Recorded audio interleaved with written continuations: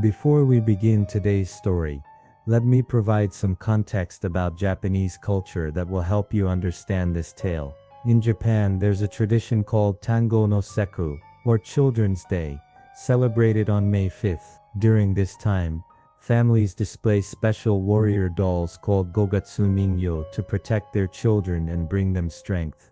These dolls are considered sacred guardians, not mere toys. They're believed to possess protective spirits, and treating them poorly is thought to bring misfortune. This cultural belief forms the foundation of our story tonight. Now, let's begin our story. The Memory Palace. This happened when I was in high school, about 20 years ago now. As I've mentioned before, I sometimes have prophetic dreams. I don't see them as often now that I'm older, but in my teens they came quite frequently. However, today's story isn't about a prophetic dream. It's about what we call a true dream, half reality. I can't explain it well, but let me share this terrifying experience. Back then I was obsessed with something called the Memory Palace technique. I'd seen it on TV and became fascinated by this special method that could help you memorize over 100 items in perfect order. Some of you might already know this technique, but let me explain it briefly. First, you visualize a familiar place, like your home. Then you create a mental path through that place: front gate, entrance, living room, kitchen, bedroom, and so on. About 10 locations work best for one complete cycle. Next, you associate each item you want to remember with these locations. For example, if the first item is a plastic bag, you imagine it caught on your front gate. If the second item is an orange, you picture it sitting by your entrance. When you complete the first cycle of 10 items, you start the second cycle. If the 11th item is a stapler, you imagine it inside the plastic bag at the gate. By repeating this process, anyone can memorize at least 100 items. I used this method to compete with my friends, seeing who could remember the most. Through daily practice, I became able to memorize incredible numbers of items. My associations and mental images became more and more realistic. Then one day, I had a dream. In the dream I was walking slowly through my house. Practicing the memory technique again, I thought, though I wasn't entirely sure if I was dreaming. The house around me looked completely real, filled with a strange atmosphere. Then I found an item list in the living room. Even though I was dreaming, the practice session began. I started memorizing the items written on the list, but there were only about 40 items on the list, which left me feeling unsatisfied. Even in the dream, all the items seemed perfectly ordinary. Strangely, when I woke up the next morning, I could still remember all 40 items from the dream perfectly. Imagine that. Dreaming about memory training, I thought. I told my friend about the dream at school. He listened with mild interest, then asked something that made me pause. Those items on the dream list, were they all things that actually exist in your house? I thought, what's he getting at? But realized that yes, they were all things we had at home, so I told him so. If I had thought more carefully about my friend's question, I might have avoided what happened next. A few days later I had another dream. The same memory training dream. Here we go again, I thought as I headed to the living room in the dream. As expected, there was another list waiting for me. I picked it up slowly and examined it. The first item was newspaper. I left the house and walked toward the front gate. There was someone in the street outside. Looking closer, I saw an elderly woman pushing a baby carriage. She was hunched over with white hair, staring directly at me. Who was she? Even in the dream, I didn't recognize this old woman. I ignored her and hung the newspaper on the gate, fixing that scene in my memory. The second item was a crowbar, a tool for pulling out nails. Interestingly, in dreams, whatever you need appears instantly in your hand. The newspaper and crowbar materialized right away. I leaned the crowbar against the entrance wall.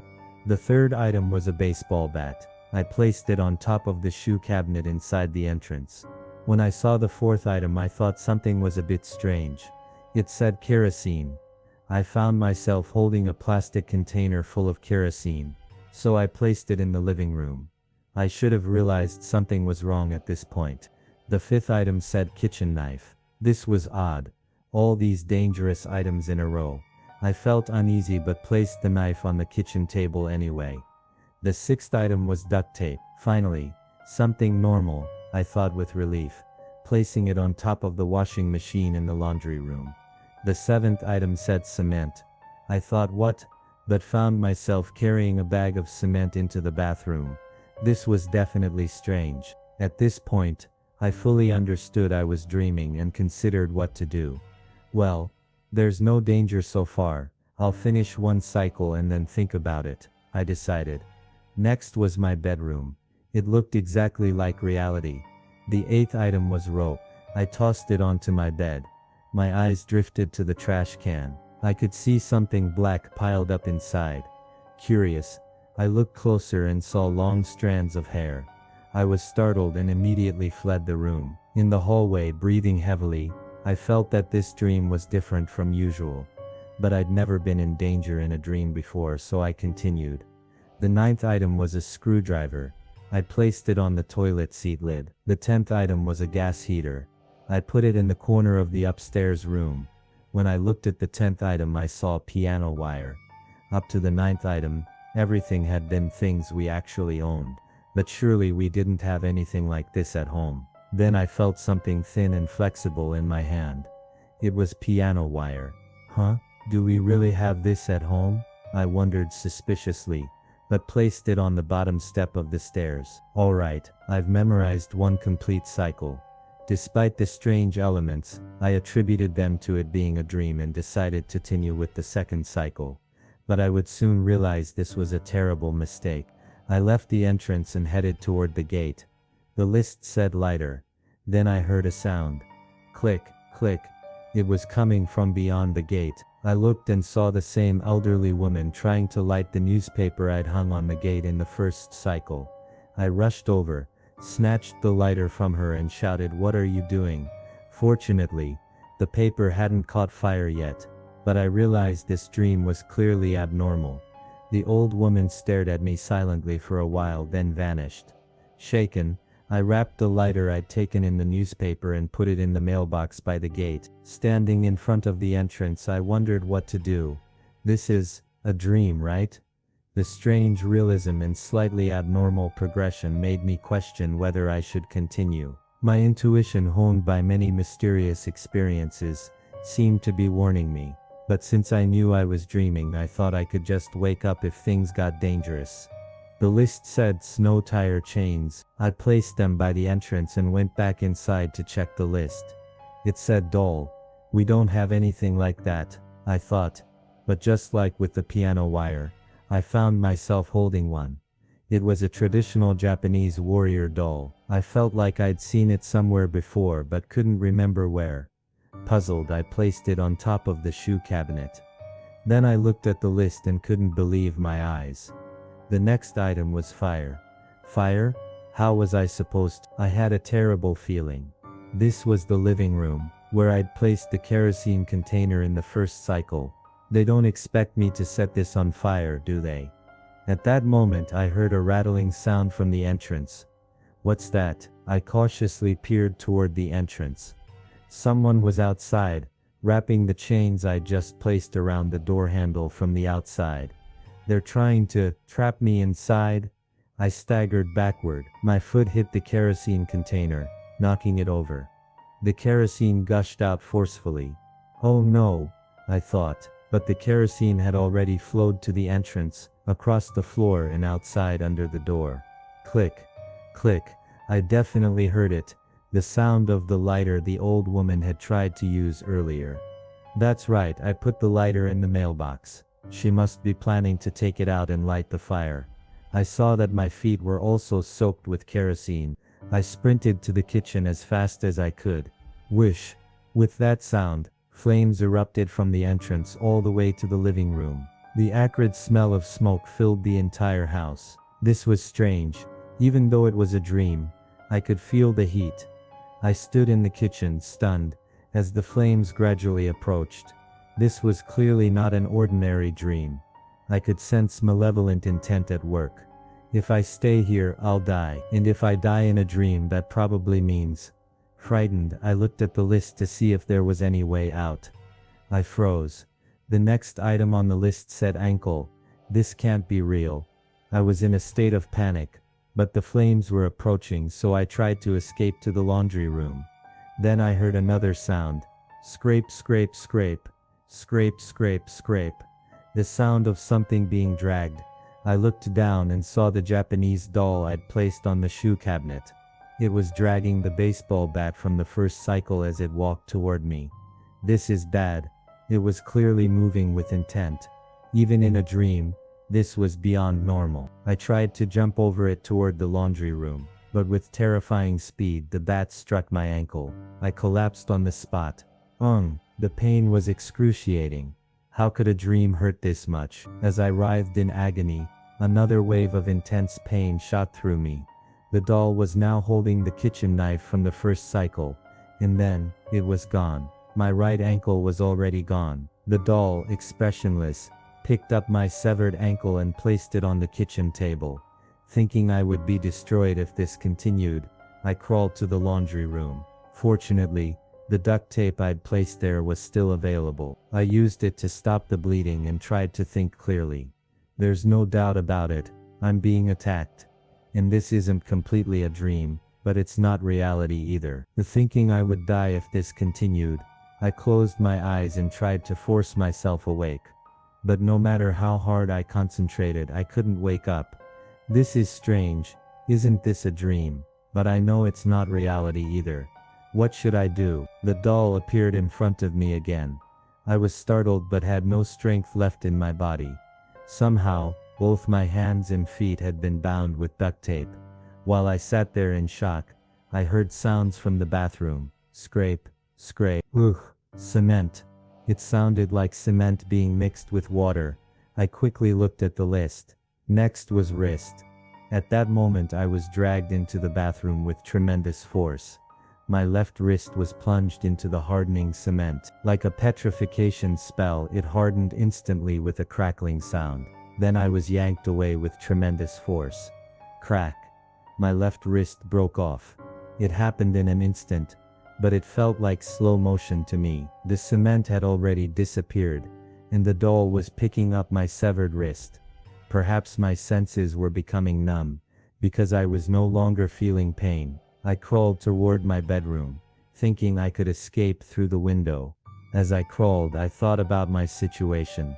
This was some kind of cursed barrier, probably limited to the grounds of this house.